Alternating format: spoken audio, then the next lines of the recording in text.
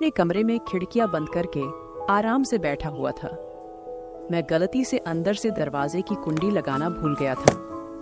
उसी वक्त अचानक मेरी चाची अंदर आ गईं। सामने का नजारा देखकर वो तुरंत बाहर भाग गईं, लेकिन मैंने अपना काम रोकना सही नहीं समझा। जब मैं बाहर आया तो चाची बोली, क्यों समीर, अंदर क्या कर रहे थे? मैंने कहा, चाची आपको पता ही है, अब मेरे मुंह से क्या सुनना चाहती है?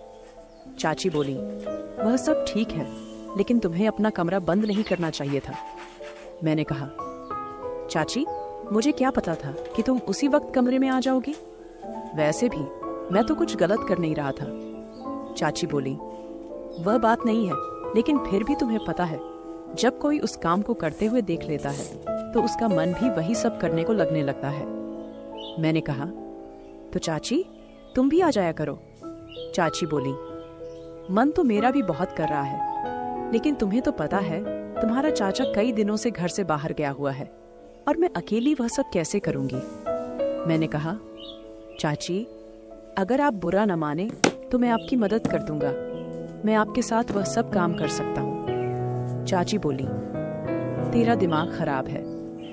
इससे पहले कि चाची और कुछ बोल पाती, मैं तुरंत वहां से भाग गया।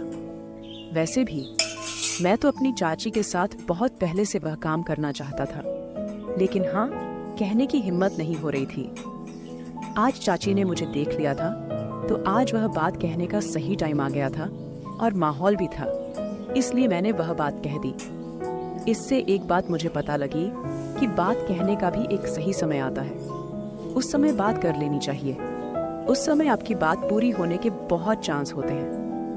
एक दिन चाचा और चाची छत पर काम कर रहे थे। मैं उन्हें यह सब करते हुए देख रहा था। मैंने कुछ देर खड़े होकर देखा।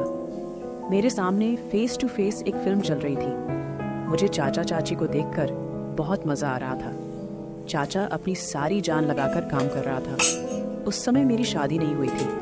मैं 22 साल का हूँ और मेरी चाची बहुत खूबसूरत थी। वह हमेशा मेरे साथ मजाक मस्ती करती रहती थी। चाची और मेरे बीच एक अच्छा दोस्ती वाला रिश्ता था। जब चाची हमारे घर में नई नई आई थी तो उनमें बहुत घमंड था, और घमंड होना भी चाहिए था, क्योंकि वह किसी से कम नहीं थी। चाची की ऊंचाई और लंबाई बहुत थी। उनकी आंखें गोल और भरी भरी थीं। जब वह एक साथ मेरे की तरफ देखती तो मेरा सीना चीर कर रख देती थी। जब मैं कोई बात करता तो वह मुंह टेढ़ा कर लेती थी। तब से मैं समझ गया था कि चाची में खूबसूरती का घमंड भरा हुआ है। चाचा एक प्राइवेट कंपनी में काम करते थे। जहां वो काम करते थे वह हमारे घर से 50 किलोमीटर दूर था। उन्हें वापस आते आते आधी रात हो जाती थी। कभी कभी तो वो घर वापस नहीं आते और वहीं ठहर जाते थे। वो बस अब वहीं रहने का प्रबंध कर रहे थे, क्योंकि घर रोजाना आना जाना बहुत दूर पड़ जाता था। जब चाचा जी वापस नहीं आते थे तो चाची अपने कमरे में अकेली रहती थी। मैंने चाची को कई बार अकेले देखा था और उन्हें देखकर ही मैंने भी महसूस किया कि मेरे चाचा आधी रात घर आते हैं, कभी काम करते हैं और कभी नहीं। जितनी चाची को प्यार की जरूरत थी, चाचा उतना प्यार चाची को नहीं दे पा रहे थे। यह बात मुझे पूरी तरह से समझ आ गई थी। एक दिन सुबह मैंने देखा चाची बहुत उदास लग रही थी, तो मैंने उनसे पूछा, क्या हुआ चाची, आप उदास लग रही हैं? चाची बोली, मेरी तबीयत कुछ ठीक नहीं लग रही।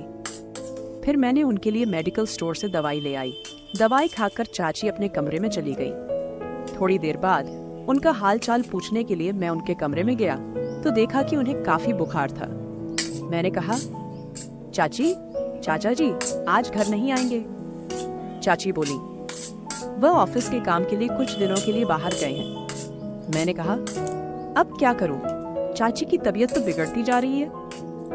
तभी मुझे ध्यान आया, मेरा एक दोस्त था अमन, उसके पापा डॉक्टर थे।